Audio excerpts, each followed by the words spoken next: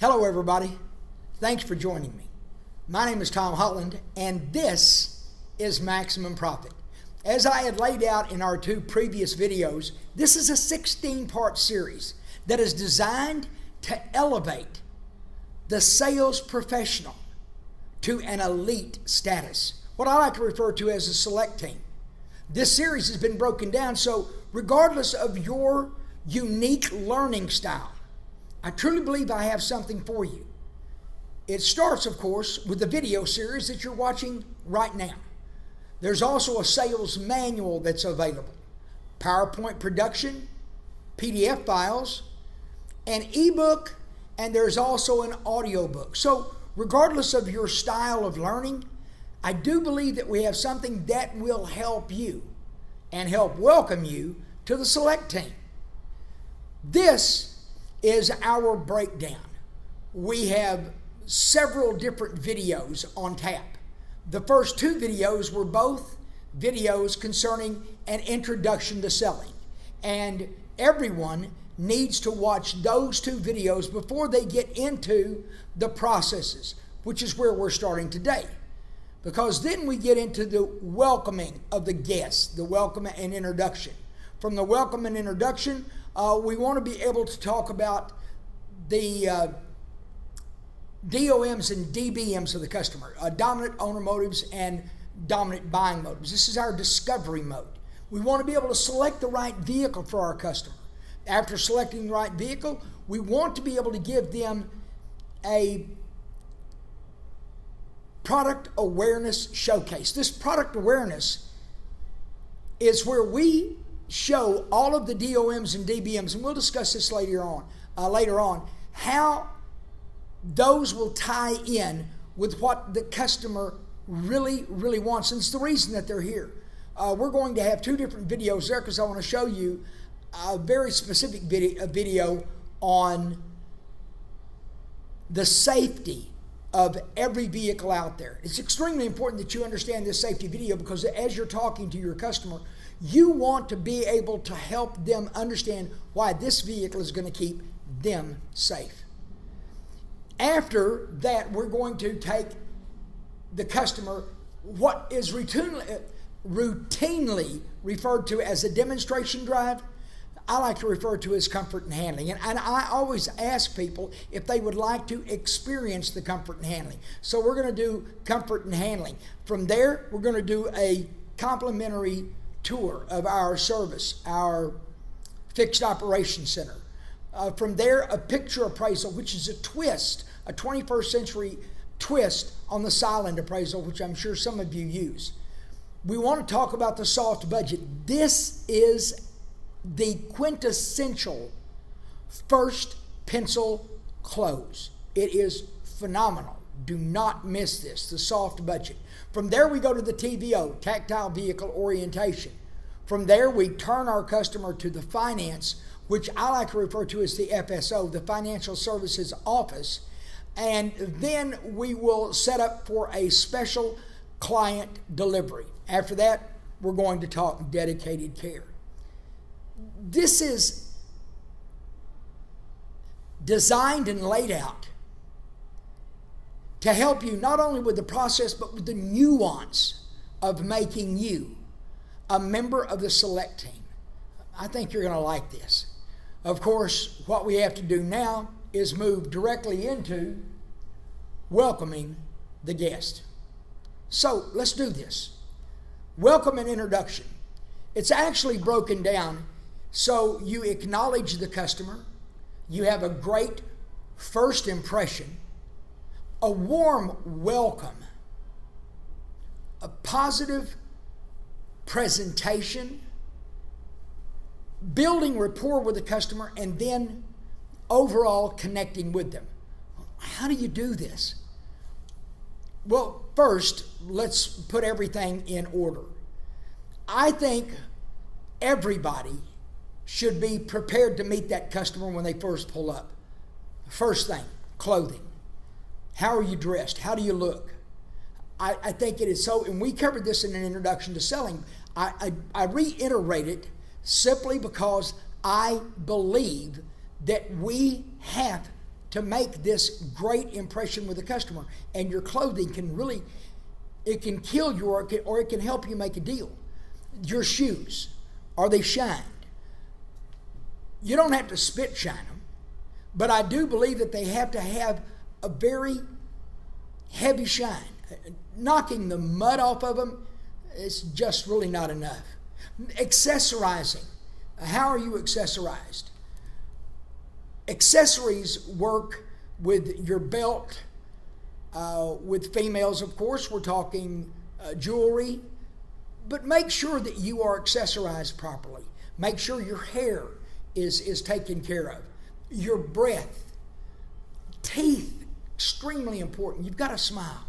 Make sure that your fingernails are taken care of. You need to be freshly showered.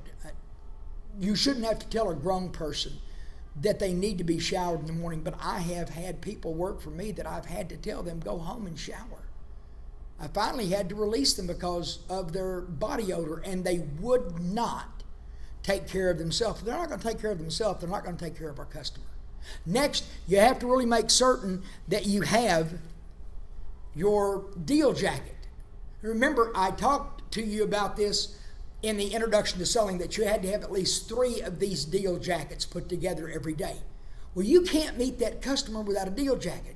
You simply can't. And I'll explain to you in just a minute why I feel that way. And the last thing is product knowledge. You need to know what you're doing. Walking up to a customer and they know, and I hear this all the time, it's amazing. I have salespeople tell me, well, the customer knows more about the vehicle than I do. How is that even possible? A customer buys a car every 3 or 4 years. You're supposed to try to sell a car 3 or 4 times a day. Is this your profession or their profession? Once again, what it is, it's that lazy way out. Well, if you're going to be successful in this business, you can't be lazy. So I really need you to work on understanding your product, and understand your product extremely well. Know everything there is about it. Know about your manufacturer. Know your manufacturer's history. Know what they're getting ready to come out with next. Know how you compete with the customer down the street or with the dealership down the street. You have to be prepared, so you've got to know everything about your product. From there, let's watch the client as they pull up. When the client pulls up, watch where they go. See, if that customer gets out of the car and walks toward the inventory, I want you to give them no less than 1 minute, but no more than 2 minutes to walk out into your inventory. They know where you are. You are behind a glass wall. They can see you. They know you're in here. Okay, so if they avoid coming in here, they are avoiding you, and they're doing it for a reason. Still, if you ignore them for longer than 2 minutes, they think you do not want their business. So you've got this real thin window, this real fine amount of time that you have to gauge. If you move out there sooner than a minute, they feel as if you're pouncing on them. However, if you stay away longer than 2 minutes, they feel as if you're ignoring them.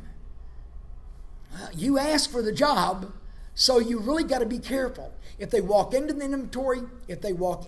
inventory, give them no less than 1 minute, no more than 2 minutes. Then move out and meet your customer. Now, if the customer is walking to the dealership, let them walk to your door. Do not meet them outside. Meet them at the door. If a person were to come to your home, where are you going to meet them? You're not going to walk out into the parking lot. You're really not. If a person pulls up at your house and they park out front, are you going to walk out front and meet them? No. You're going to meet them at your door. That's where you meet people. So meet them at the door. Now, when you meet the customer at the door, you have a job to do. This is helping to break the ice with that customer. And when you meet that customer, there are certain things that you have to do. Very first thing, I want you to understand that whenever you meet someone, I don't want you to walk straight up on them like we've been told all of our life. Instead, whenever you walk up to the customer, twist your body just a little bit. The angle of your body helps to diffuse any of the anxiety that a customer may feel by you approaching them and stepping up to them. I know you've heard people say, that person got too close to me. They got in my space. Well, that's a fact. Believe it or not, you have an electrical energy that is emitted from your body, and the customer has an electrical energy emitted from their body. So whenever we meet one another, what happens is those two energy signatures do not recognize one another, and instead what they do is they repel us. So you walk up on someone, more it feels uncomfortable, so you start stepping back. My suggestion is when you walk up to somebody, you angle your body so your energy goes in one direction and their energy goes in another one. You can actually get closer to an individual by using this technique than by any other way that I know. And it works every time. Also, whenever you walk up to that individual, as you turn your body, I want you to cup your hand. I don't want your hand in a power position. Don't have your hand straight out. Instead, have your hand cupped. The reason you want to cup your hand is you are receiving the customer. So whenever you walk up there, you turn your body, it's good morning, good afternoon, good evening, welcome to. There is no more can I help you. That can I help you is simply a default. And because it is a folder, it is a habit that must be broken. And it is a folder. Everywhere you go, you hear people say, can I help you? So your natural thought is to say, can I help you when someone walks into your door, into your place of business? We have to break that habit. No more can I help you. Instead, whenever you walk up, it's got to be, good afternoon. Welcome to ABC Motors. My name is Tom Holland, and you are? I want you to give your full name. The reason you give your full name is because you should be expecting to receive their full name back. The thing that I want you to feel comfortable with, I want you to feel comfortable with walking up to that customer, asking for their name. But you can't really ask for it if you don't give yours. And you can't ask for their last name if you don't give your last name. So let's look at this. You walk up, turn your body, cup your hand. Good afternoon. Welcome to ABC Motors. My name is Tom Holland, and you are? Get their name. When you get their name, I want you to do something. I want you to spell their name back. So my name is Tom Holland. Their name, John Smith. So I'll say, is that S-M-I-T-H? Now you may say that's ridiculous. Of course it's how you spell Smith.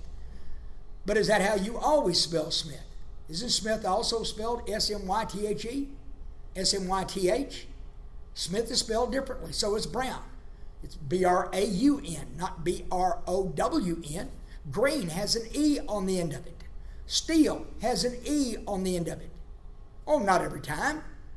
But the fact of the matter is, if you spell their name and you spell it incorrectly, that customer will automatically correct you. Why? Because everybody wants their name right. Everybody. How many times have you met someone and immediately forgotten their name? How many? How many? Hundreds? Thousands? Maybe millions? Every time you forget someone's name, how do you feel? You know, that's not a really good way to start a sales process, by stepping in post holes. I don't want to start the sales process by feeling bad, by feeling incapable, incompetent, stupid. I don't want to feel that way. So instead, what I'm going to do is I'm going to ask for your name, and then I'm going to ask if it is all right to write it down. Now, what if the customer says, why do you want to write it down? That's a fair question. This is your answer. It's not, I've got a terrible memory. Because as soon as you tell me that, I'm thinking, you can't remember Tom? It's 3 letters. For goodness sake. I know you can remember Tom. So You want to give them a reason why you want to write it down. Here's always been my reason. I have discovered anytime I write someone's name down, I have a tendency to remember it forever. What I'm really telling a person at that time is that I am creating a legacy for them. Everybody wants a legacy. It doesn't make you sound as if you don't have the ability to remember John Smith. So let's make sure we get their name written down. Now, once you have written their name down, I want you to do something else that's a little bit odd. We've always been told that whenever we meet someone, we meet them face to face, and that's how we talk to them. I don't want you to do that. Once you've shaken their hand, you've written their name down, the very next thing that I want you to do, I want you to step over to the side of them. And I want you to stand basically to their side. If you're in an elevator, where do you stand? Do you stand in front of somebody or behind them? No, you stand beside them. The reason, it's a much more comfortable place to stand. Now that I'm standing beside you, I'm going to hand you my brochure. You'll notice my name and my phone number is on the brochure. This turns out to be my business card. And because it's my business card, all of a sudden, I look much, much more professional than the guys up and down the street or anybody else they've ever dealt with. So what I do is I hand them the brochure and I say, as I said, my name is Tom Holland. I am a member of the select team. So what I'm doing is I am already changing the dynamics. I want everybody to realize that I'm different from everybody else up and down the street. Your welcome must be one that makes the customer feel good about being with you. Good afternoon. Welcome to ABC Motors. My name is Tom Holland, and you are? Do you mind if I write that down? As I said, my name is Tom Holland. This is our brochure. I am a member of the select team here with ABC Motors, and it would be my pleasure to show you the product of your choice, or if you would like, I will show you our entire product line. By the way, if you don't mind my asking, what exactly attracted you to ABC Motors? And in particular, what attracted you to the ABC product line? The thing that I want is I want the customer to sell me on why they are here. I don't want to be trying to sell them. The less you sell someone and the more you make them want to buy from you, the higher the value, the higher the gross. And like the program states, this is all about maximum profit. So you've got to do things differently than other people. You don't do what other people do. If you do, you get what other people get. I'm telling you, do things differently. Do what other people won't do. Not can't do, won't do, because everybody can do this. They just select not to. I want you to be different than everybody else out there. And that means doing things differently. So I give you my name, I give you my brochure, I explain to you what I'm doing. I even go into the brochure with you, I explain what we do. I give you an opportunity to see us differently than anybody else up and down the street. Then I ask a question that nobody else in the industry dares to ask because they do not realize the significance of the answer. I ask everyone, are you forced into making a purchase decision today? Are you forced into making a purchase decision today? 99.9% of all your customers are going to say no. And when they say no, I want you to jump all over that. Excellent. That'll actually give both of us a lot of flexibility. Here's what I'd like to be able to do for you today while you're here. A, I'd like to help show you a vehicle that you absolutely love. After that, I'll be glad to give you all of the numbers. I'm talking payments, down payments, interest rates, cash price. I'll even get you a buy bid on the vehicle you drove up in if you want me to. I mean, after all, if you're going to be making a decision of this magnitude, You deserve all of the numbers. Wouldn't you agree? Who can disagree? No one. What you've just done is help lower the wall of anxiety that customer has concerning an automobile purchase. I want them to feel as if they've got complete control of this deal. Let them feel that way. Once they start feeling that type of comfort, it's time to move them inside for our second step. This is discovering their DOMs and DBMs, the discovery, the investigation phase of our sale. So what we're going to do is we're going to move them inside by asking one more question. Would you mind sharing with me some of the more important aspects of your driving needs, your driving habits, the things that you want? Would you mind sharing that with me? People have been told since they were babies to share. Everybody's been told to share. Everybody. So you want to ask them to share. When you do, you're going to find the vast majority of these people are going to move right inside with you. I want to absolutely thank you again for joining me. As always, my name is Tom Holland, and you can contact me via my email, tom@thefoldereffect, or text me at 682-667-7606 if you've got a question you need an answer. If you have concerns or issues, you need help, I want you to know you've got someone you can reach out to.